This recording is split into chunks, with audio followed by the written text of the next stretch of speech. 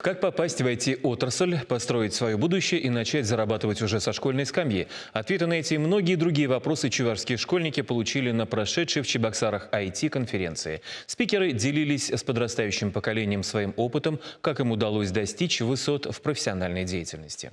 Основной акцент был сделан на практике и реальном опыте, которые необходимы для успешного старта. Наставники подчеркивали, в IT-отрасли самый сок – это навыки и знания, которые можно получить только через решение практических задач. Ребята узнали, как в этом могут помочь нейросети, программирование и предпринимательство. Именно эти инструменты сегодня, по мнению спикеров, продвигают будущего разработчика к эффективности.